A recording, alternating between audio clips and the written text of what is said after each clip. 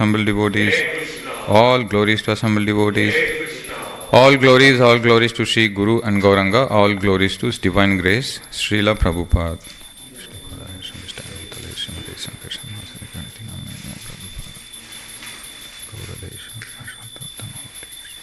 Nama Om Vishnupadaya Krishna Prishtaya Bhutale Srimate Bhakti Vedanta Swaminiti Namine Namaste Saraswati Deve Gauravani Pracharine Nirvishesha Shunyavadi Paschatya Desha Tarine.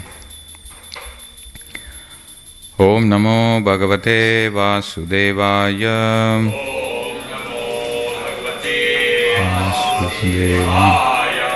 Om Namo Bhagavate Vasudevaya.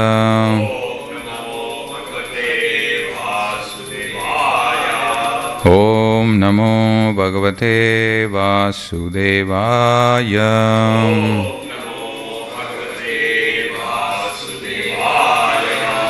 Narayanam Namaskritya Naram Chaiva Narottamam Devim Saraswatim Vyasam Tato Jayam Udirayet Nashtaprayeshu abhadreshu Nityam Bhagavata Sevaya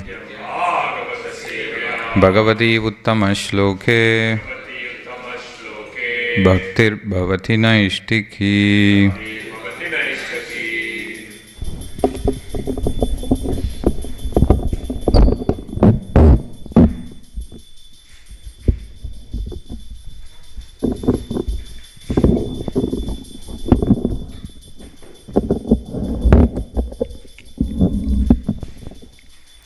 Today we are continuing to read from Srimad Bhagavatam, Canto 3, Chapter 29, entitled Explanation of Devotional Service, Text 43.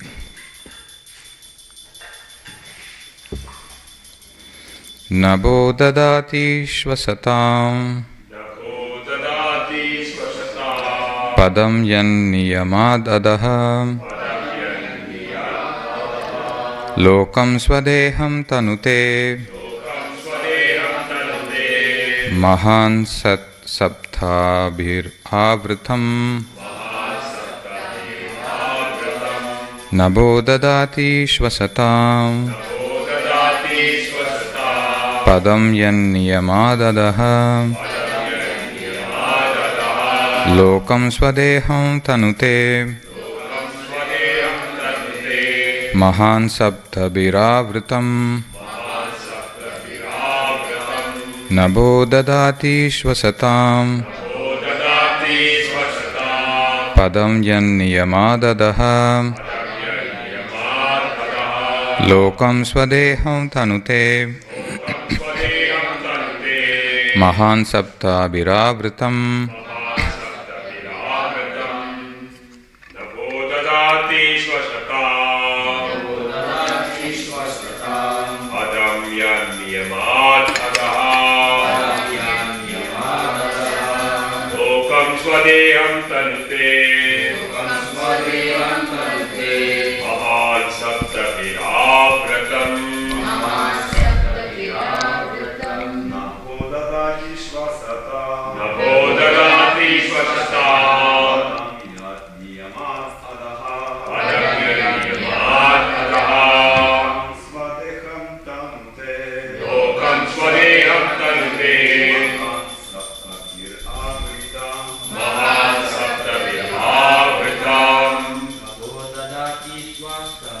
Nabo dadati shasatam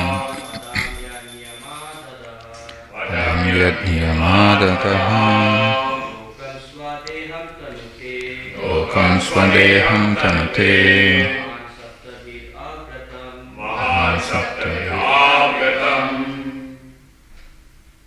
Matajis. Nabo dadati shvasatam padam yan niyamadadaha lokam swadeham tanute mahan sabdabhiravritam. Word to word meaning. Nabaham, the sky. Dadati, gives. Shvasatam, to the living entities. Padam, abode. Yat, of whom, the Supreme Personality of Godhead. Niyamat, under the control. Adaha, that. Lokam, the universe. Swadeham, own body.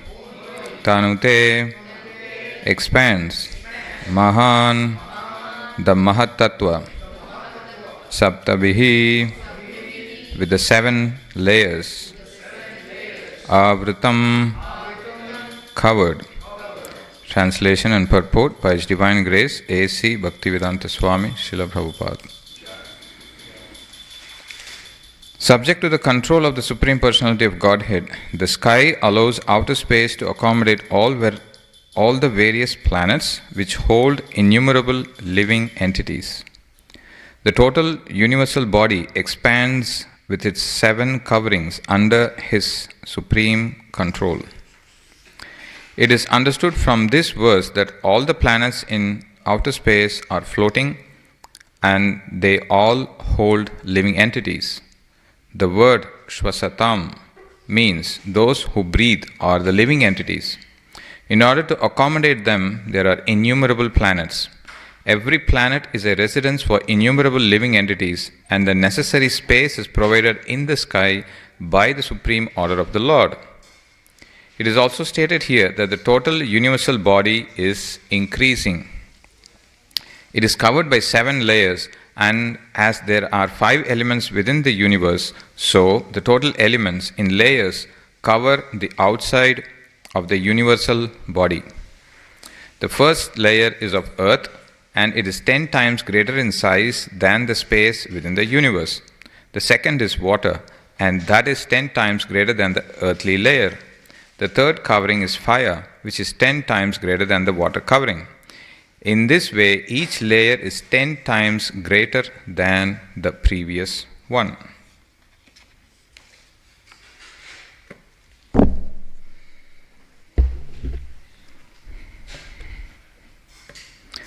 Om Ajnanatimirandasya Jnananjana Shalakaya Chakshurunmilitam Yena Tasmai Shri Gurave Namaha Shri Chaitanya Manobishtam Stapitam Yena Bhutale Swayam Rupa Kadamayam Dadati Swapadantikam Vandeham Shri Guru Shri Yuta Padakamalam Shri Gurun Vaishnavamscha Sri Rupam Sagrajatam Sahagana Raghunatanvitam Tam Sajivam Sadvaitam Savadutam Parijana Sahitam Krishna Chaitanya Devam Sri Radha Krishna Padan Sahagana Lalita Sri Vishakhanvitamscha He Krishna Karuna Sindhu Dinabandho Jagatpate Gopesha Gopika Kanta Radha Kanta Namostude Tapta Kanchana Gaurangi Radhe Vrindavaneshwari Vrishabhanu Sute Devi Pranamami Haripriye Vanchakalpatharubhyascha Kripa Sindhubhya Evacha Patitanam Bhavanebhyo Vaishnavebhyo Namo Namaha Jai Shri Krishna Chaitanya Prabhu Nityananda Sri Advaita Gadadhara Srivasa Adi Gaura Bhakta Vrinda Hare Krishna Krishna Krishna Hare Hare Hare Rama Rama Rama Hare Hare. So we are continuing our discussion on the Samvad or discussion between Mother Devahuti and Lord Kapila. So Mother Devahuti in one of her earlier questions asked about the explanation of time factor, and here the series of verses which describe the effect of time on others and on the living entities and on the universe, all of that is being described. So we are in that section.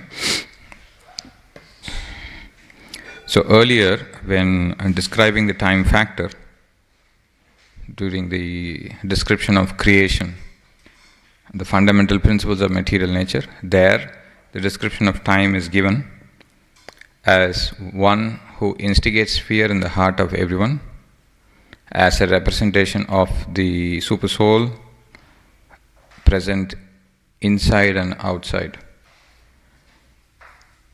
So here we are getting into more details of the control aspect of time and the fear that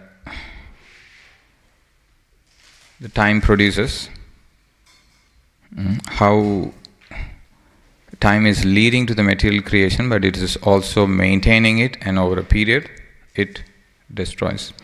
In this specific verse today, the covering of the universe is being described, the various elements, the expansion of the universal body. Just as humans have body, the universe has a body. So that is made up of these elements, and the measurement and how much intensely we are packed inside this universe, that's being described, and how each layer is how many times bigger than the other one? 10 times. So what is the starting layer? The first layer is of earth. Okay. Then the second layer is that of water, which is 10 times greater than the earthly layer. Then the third is fire, which is 10 times greater than the water covering. And over and above, what all are there?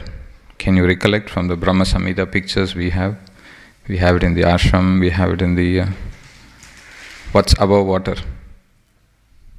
Lotus. Above water is lotus. Okay. No, I'm talking in terms of the coverings of the universe. Fire.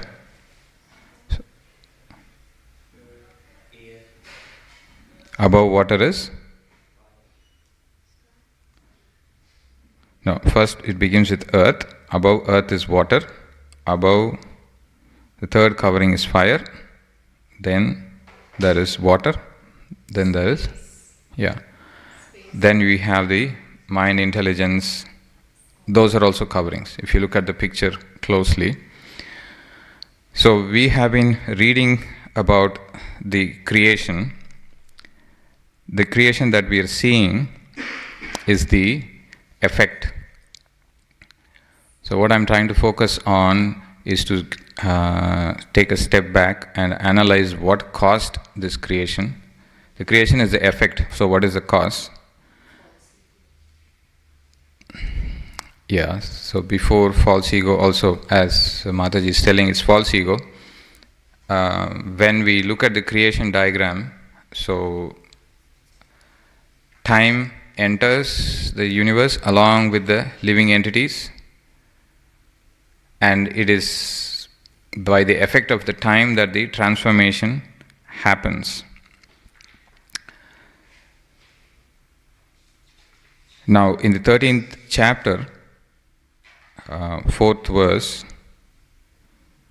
Lord describes the field of activity, what its changes are, whence it's produced, who that knower of the field of activity is, and what its influences are. So the creation as such gives us the field of activities for us, a place or a sthanam on which you can have a space to execute and fulfill your desires. Now the creation is the effect, so what is the cause of it? And that's how Srila Prabhupada writes in the purport of 13.4. The Lord is describing the field of activities, the knower of the field of activities in their constitutional position. One has to know how his body is constituted, the materials of which the body is made, under whose control the body is working, how the changes are taking place, where from the changes are coming, what the causes are, what the reasons are. what the ultimate goal of the individual soul is and what the actual form of the individual soul is. So the cause and the reason. So cause basically explains what caused something, and reason, if you apply the reason, then you ask why something happened. So what caused the universe and what caused the body and why it happened. So there is, Acharyas explained that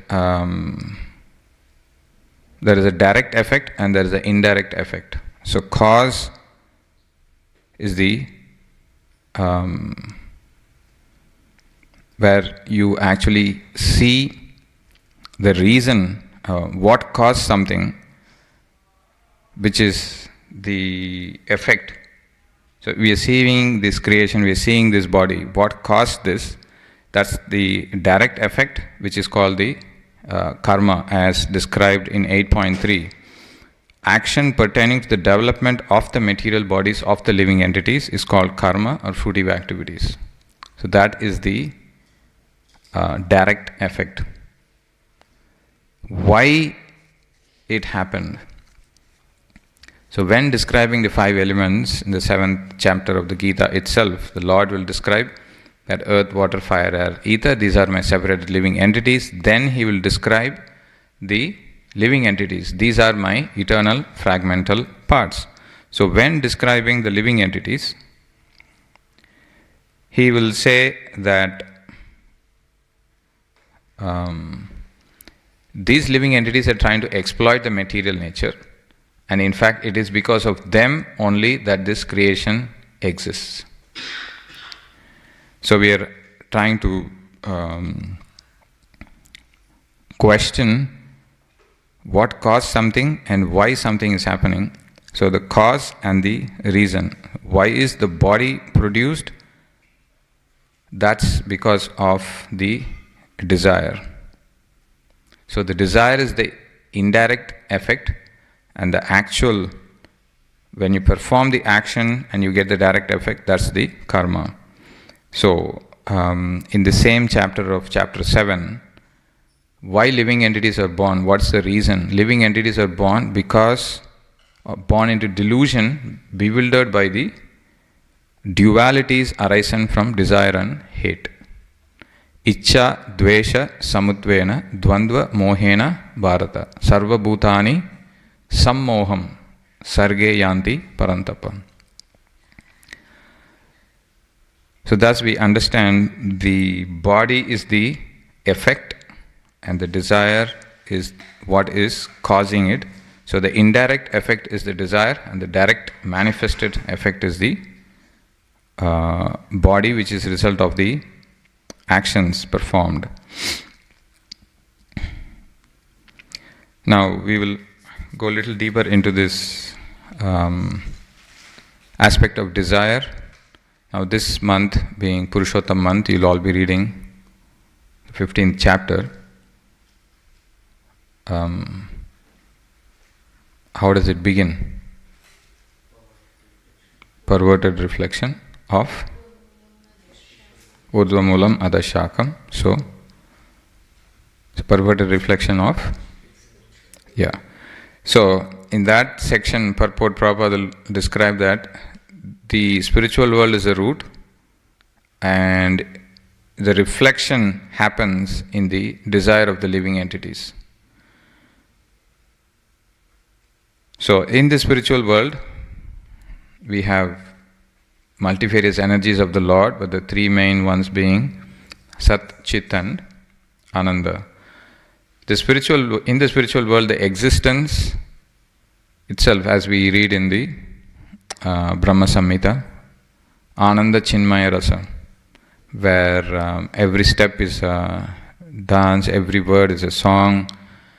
So the existence is Sat, Chit and Ananda. So the existence, the Sat aspect, if you take and analyze, the existence there, the existence place is also conscious and it is permanent. the living entities there, they are also fully cognizant of their role in the Lord's pastime, and they are desiring to serve the Lord and to assist Him in His pastimes. So the existence, that's the Sat aspect. The Chit aspect is they're fully aware of their position, their role in the pastime, and they have their desire to serve the Lord in their particular mood. And they assist others who are also assisting the Lord. So that's why you see the hierarchy, like we are assistants of the servants of the servants of the servant. So that mode. So when they give pleasure to the Lord, when their desire manifests in terms of an action to serve the Lord, that, and the Lord also reciprocates, that becomes pastime. And by that, the result they get is Ananda. So Sat, Chit and Ananda. So the desire and then to serve the Lord and the subsequent action and the pleasure they get, all of that we call this as pastimes of the Lord in the spiritual world. Now, material world is the reflection. Okay? So this Sat Chit Ananda, when it is reflected in the material world, the creation that we are seeing, we are born into delusion, and delusion is a sign of mode of ignorance. So the existence in the material world itself is based on ignorance. When we go through the creation process, as time factor instigates one step after the other, after the other, after the other. Pradhan, does anyone remember the sequence? From Pradhan comes pure consciousness, the first change happens and we get the material ego, policy growth. Before that, even before that. So Pradhan is there, and the three modes are in a undifferentiated state. And then what we saw today, Mahat Tattva, comes because of the effect of time, and then Mahat Tattva further transforms, and then comes Ahankar, false ego, which is predominantly in the mode of ignorance. And the existence is based, in the material world, the existence is based on Ahankar or ignorance. And from that ignorance, in the mode of goodness, mind comes. You see this whole sequence. The point I'm making is, the whole existence is based on ignorance, whereas in the spiritual world, that is Sat. So that is reflected as Tamas in this material world. Now in the spiritual world, as I said, they have desire to serve the Lord, and they are engaged in actions, and they serve the Lord. So what mode in this material world propels desires and actions? Passion. Mode of passion.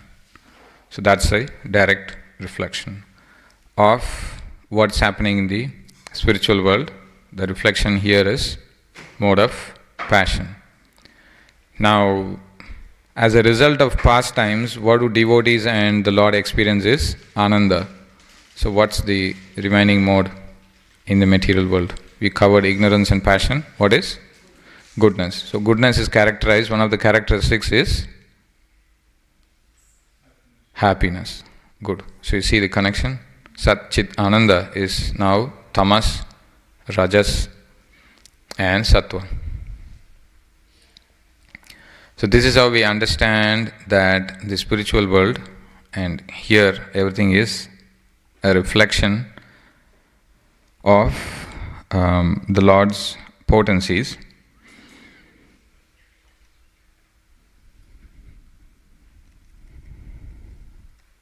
And every time the transformation is happening in the material world, from subtle to gross, what gets added is false ego. From sound comes ether, because false ego gets added. From ether comes air. Why? Because false ego is added.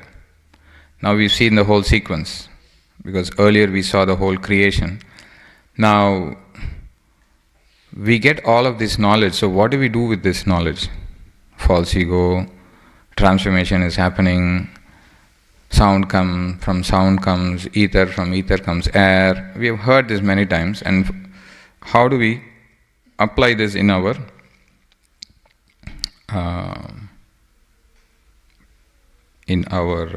day-to-day activities, or what do we do with this knowledge? Any ideas? We are hearing about this: desires, hatred, all of this, the field of activities, transformation is happening. So how do we apply this knowledge? So each one give us some points.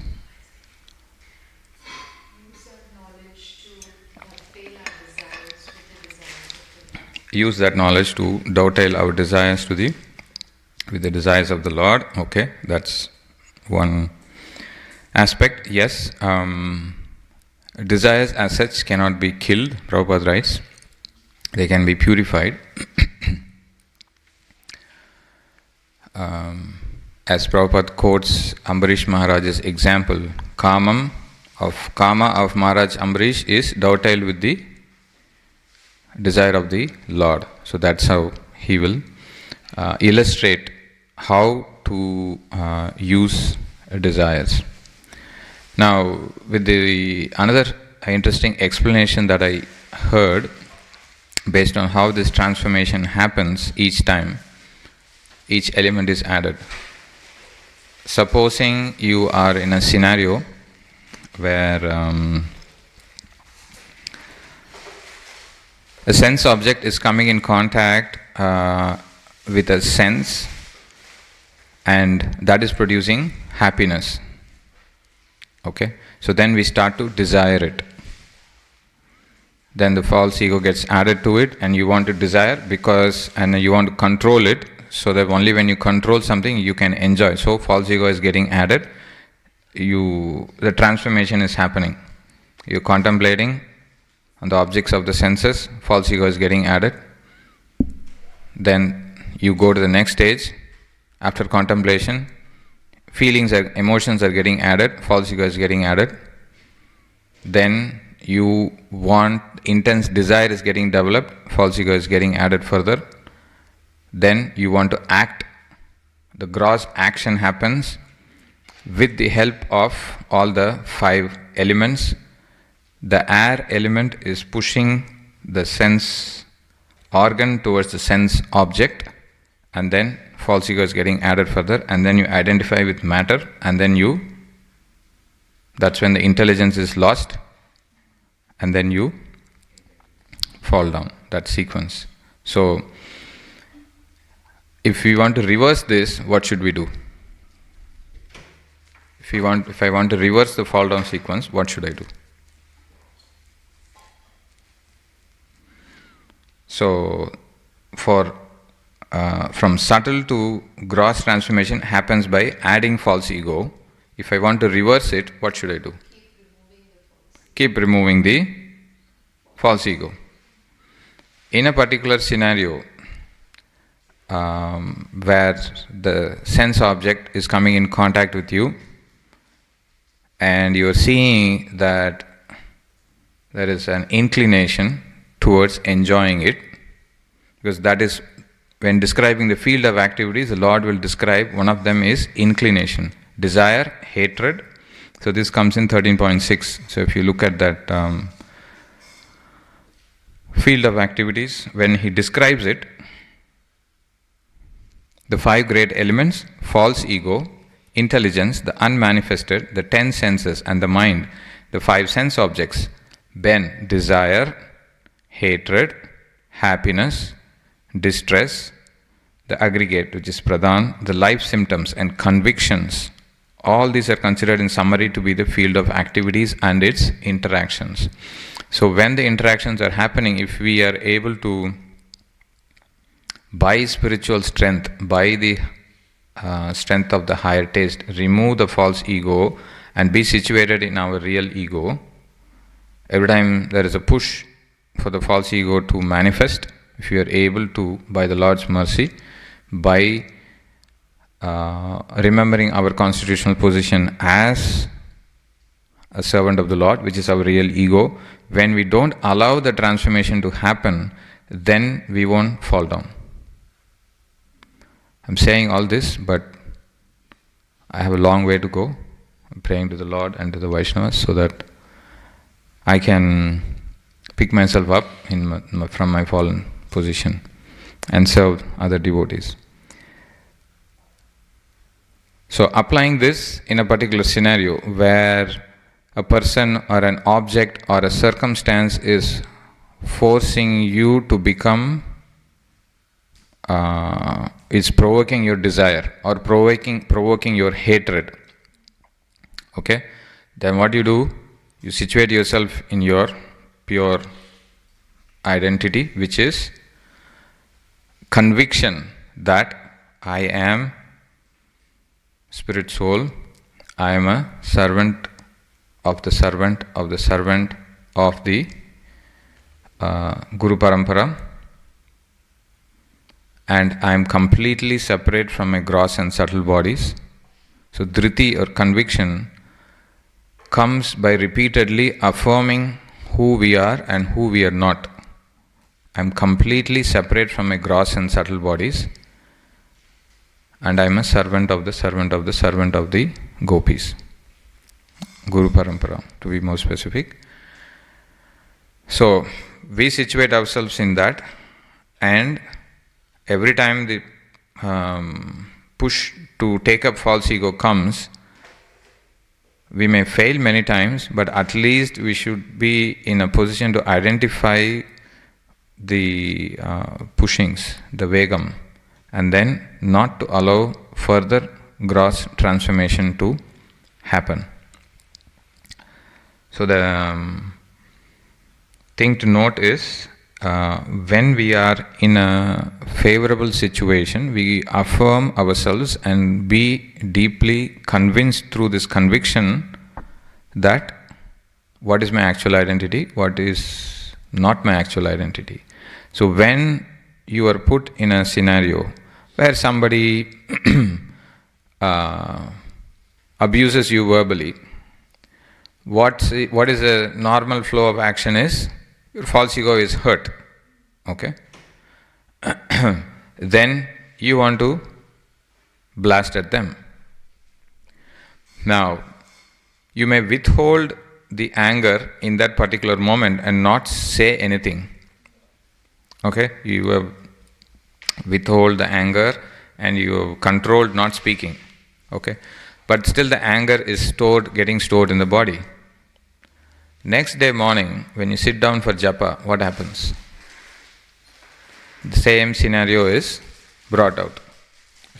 His Grace Burjan Prabhu writes that mind, when the false ego is hurt, the mind tries to defend it, or either way, when the mind, but the point is, these things will come up during chanting.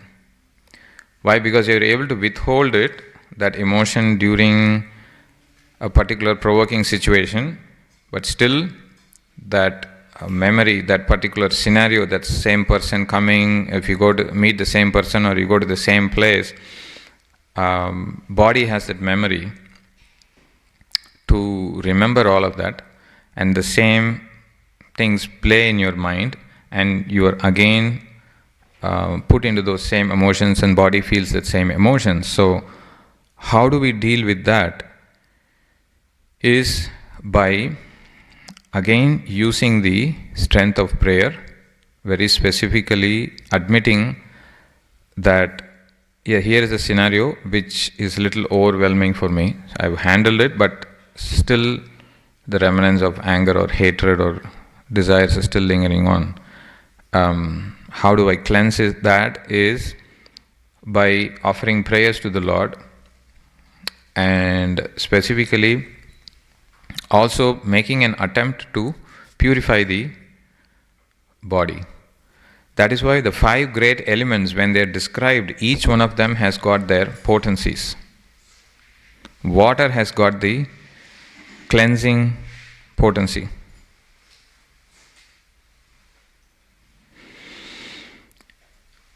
And it also helps a person to move and to flow, to enter into that flow state where you're not stuck in that emotion, and helps you to move.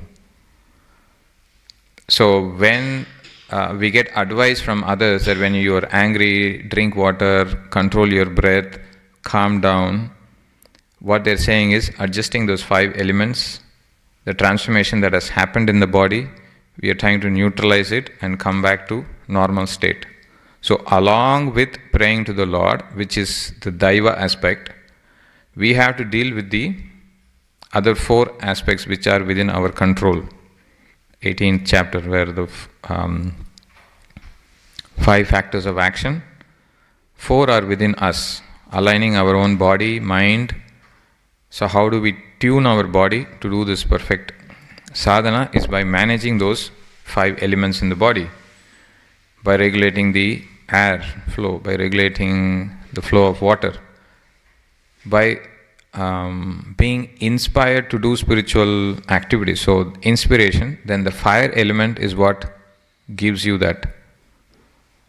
Instead of being fired up to do something wrong, you slow down by regulating your air, not allow the sense objects to run towards the senses, and pull it back, and then redirect that energy and that fire towards something which is spiritual. In that way, the gross body is also, you are able to withdraw and control and direct towards something which is devotional. When dealing with this holy name book in His Holiness Satchidananda Maharaj talks about regulating your breath as one of the ways to control the raging mind. And even in this Kapila Dev section, Prabhupada also writes, diseases related to the mind is due to imbalance of the air in the body. So by regulating the air in the body, we can control the diseases of the mind.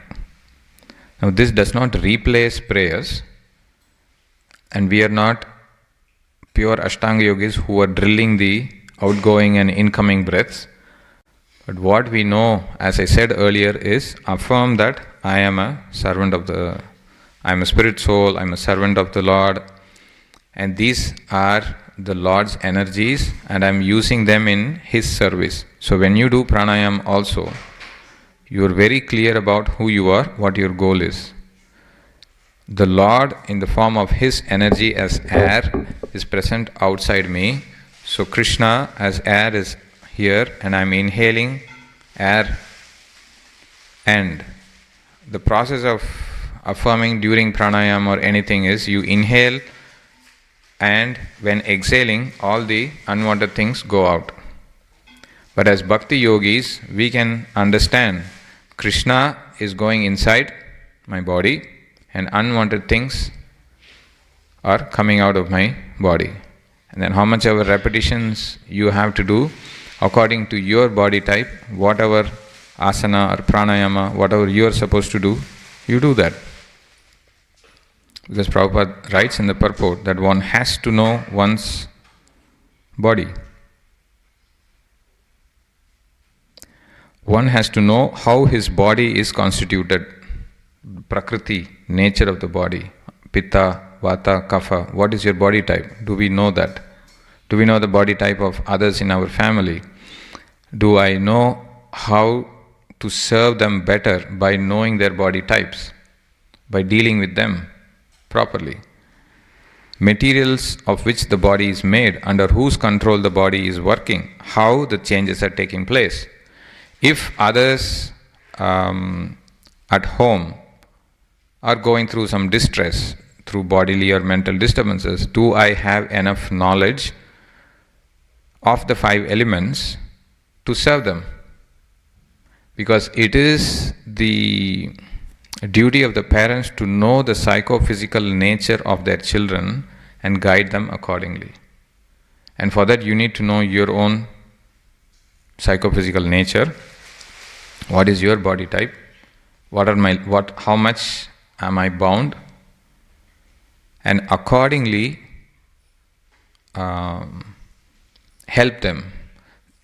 Mothers especially have this power of cooking through which their consciousness is put in the food, and then that gets offered to the Lord, and then it becomes devotional, and then the entire family eats that. What's happening is the transformation from matter to spirit.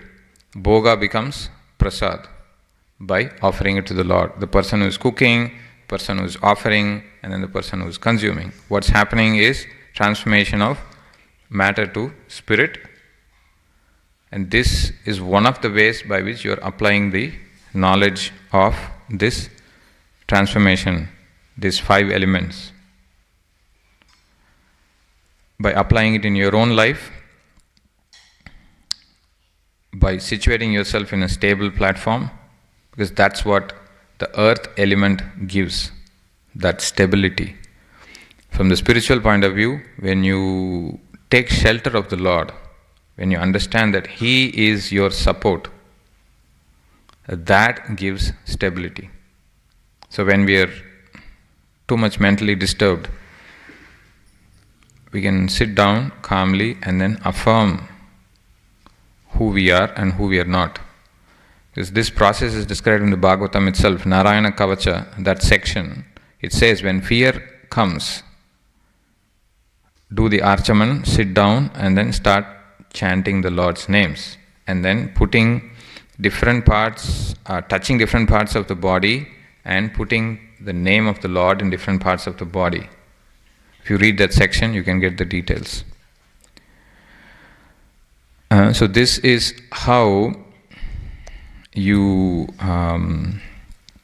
use the earth element to gain stability. You use the water element to flow, to not being stuck. Use the fire element where you affirm yourself that I can, and do spiritual activities. You come out, so you gain self-confidence and you are able to achieve things through the fire element.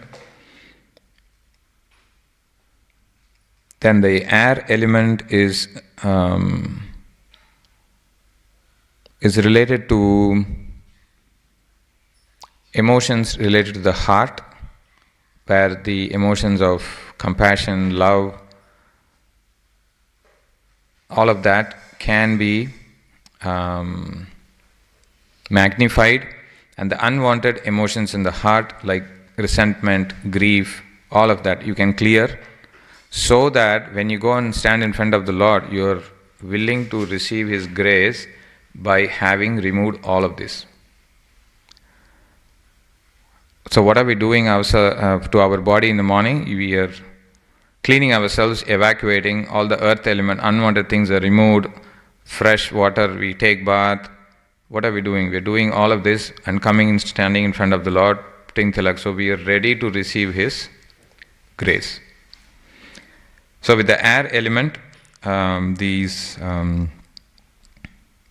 negative emotions stuck in the heart can be removed, and all the good qualities which are mentioned in the Gita, like humility, pridelessness, you can affirm them and slowly try to get them into your heart. Then the element of sound, that's the key to get out of this material world. Anavriti Shabdat. Through that Shabda, the sound which is originating from the Lord and entering through all those coverings and reaching you, and which can, when you apply it properly, when all of these elements which are binding you, when they are applied therapeutically, properly, they can elevate you. And the key one being the sound, the spiritual sound that comes. That's why Guru Mukha Arana Asha, desires, right?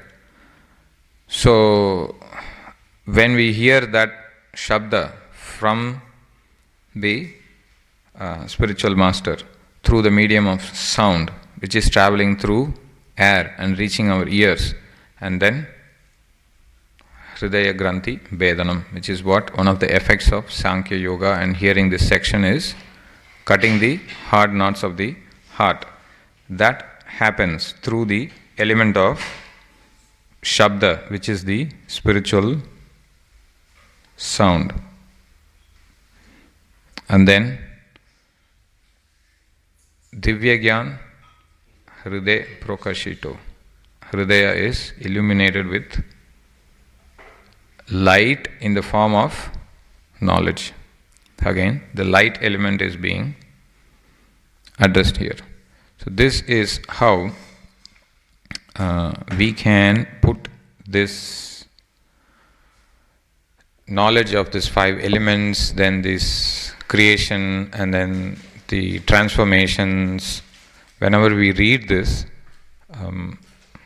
I'm personally trying to apply myself. I'm requesting all devotees also to start to work on your physical or emotional issues which are preventing you to do your sadhana or relationships by these steps.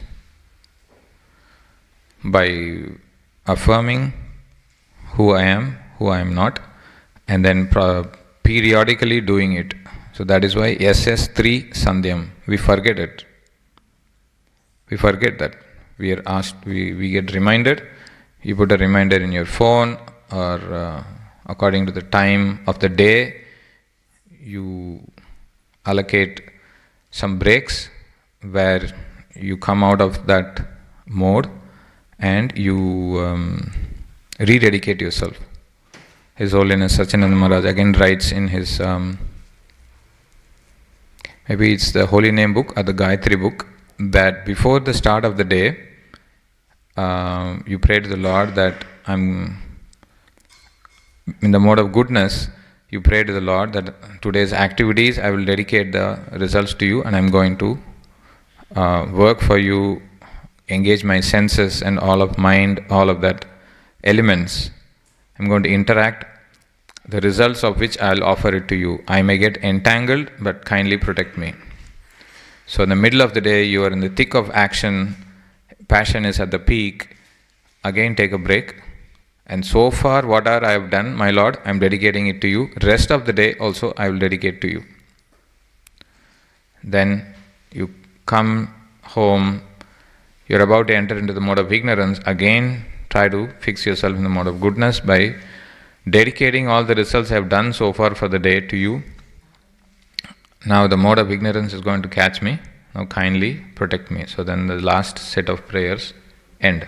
Again, when before going to the sleep, the last 15 minutes or 10 minutes before sleep, where you enter into that, when you are in that middle semi-sleepy state, you can again pray to the Lord, offer prayers to protect you for the rest of the day, and then you can plan what I'm going to do for the next day. Take the Lord's blessing. It may happen, it may not happen, but this is what I would like to do next day. Then you go into the sleep next 6, 7 or 8 hours, whatever is required. Your subconscious mind will be chewing on that, and then you wake up. So these are the ways I found where this knowledge can be applied. So I'll conclude here. Thank you for the patient listening. Any corrections, comments, questions?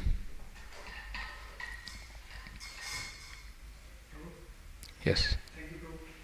Hare Krishna. Thank you. It's very nice. So one thing is, you mentioned sometimes provoking situations come, situations comes, and we have to remind ourselves about our constitutional position, bring back to our original constitutional position. So I'll just phrase your question. So provoking situations come, and we have to affirm and come back to our constitutional position. Yes, go. How can we bring ourselves back to that position? How can we bring ourselves back to that position? Sadhana bhakti means we practice. So the 2 hours that you are sitting down and chanting, whenever the mind wanders, you're bringing it back. So you build that muscle, and whenever the provoking situation comes in the outside world, as Krishna describes in the 6th chapter, you will find people who are favorable, unfavorable, mediators who are against you, favorable, and there will be circumstances, things which will be favorable, unfavorable. So our personal endeavor is through practice and by repeated practice. Then every time out of 10 attempts, 8 attempts you fail also, still you have succeeded 2 attempts in not letting the false ego transform further and go. It is still a success. So then other circumstances you reflect and work out your own strategy by praying to the Guru Parampara and then ask specific guidance to those who you can reveal your heart to, and then ask. Then you implement it. Then the Lord will personally reveal, like in this circumstance, you do this. So there is a statement in the purport, I think it's the 10th chapter, where if a person has a guru, he's joined a spiritual institution, still he is not able to progress. But if he is sincere, then the Lord from within will help him. So repeated personal application through perseverance, then through reflection, correct the course of action, and then keep continuing it. Patience, and then through prayers and guidance from others. Anyone wants to add to that? Or okay. Yes. Just on the same line, so is it the same approach when sometimes we get hurt also when we are trying to practice bhakti? So when we are trying to practice bhakti, we get hurt, should we follow the same approach? Approach what I said now? Yeah. Okay. Because this is a very different emotion. It's not like, you're angry, but then Yep. it's like you go on a low, then and we might start feeling that I'm not pure enough to serve Krishna. Yeah, okay. So I'm going through some anger or hatred, then you feel that I'm not pure enough to serve the Lord, then what do we do? Okay. So one devotee from Govardhan Eco Village, when he was explaining, he was taking us through looking at Gita from a yoga point of view, and he is also well good in Yoga Sutras. So he gave the example of a mirror. Some mirrors will, or convex or concave mirrors, when you go and stand in front of them, you will look tall or you may look disfigured. But actually, are you getting disfigured? No, it is just the mirror on which you are standing in front of you. That mirror is causing it. So he said, the mind makes you think, I am sad, I am bad, I am mad. But you are not mad, you are not sad, you are not bad. You are spirit soul. You come back and reaffirm. And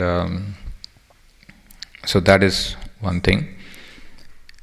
How do we analyze whether this particular emotion is material or spiritual is simple lesson we can gain from chapter 1 and the beginning of the chapter 2 of Bhagavad Gita, where Arjuna is put into this kind of illusion where he is showing compassion to his relatives, but it is still considered not conducive for our devotional service. So applying on your scenario, which you just asked, I'm feeling down, I'm feeling bad. Now if I magnify that, what's going to happen? That emotion is going to prevent me from doing service to the Lord. So in that case, any emotion which is preventing you from doing spiritual activity, even though it seems to be externally comfortable or soothing, or even it may even appear to be in the mode of goodness like compassion, because it's preventing you from serving the Lord, that emotion is material. So it has to be given up. So this is how you analyze. So is this emotion propelling me to do an activity which is favorable for devotional service, or is it preventing me from doing an activity which is favorable for devotional service? The other scenario is this emotion pushing me to do an activity which is unfavorable for devotional service, or is this emotion preventing me from doing an activity which is unfavorable for devotional service? So you analyze with this framework, then you know by the result of that, what am I getting towards? So that way you can understand that this is what the particular thing is. So the effect of it, then I won't do it. So for example, you have a virtue of patience, so that is helping you to tolerate a provoking situation and not do something which is unfavorable for devotion. So that is something I need to work on and build more on. So yeah, hope that answered the question. Yes, Prabhuji. Chittahari. Yes. How to go from practice in the mode of ignorance and passion to practicing pure bhakti? How to move from practicing in the mode of ignorance and passion to practicing the mode of pure bhakti. That will be a whole seminar. You're asking seminar topic.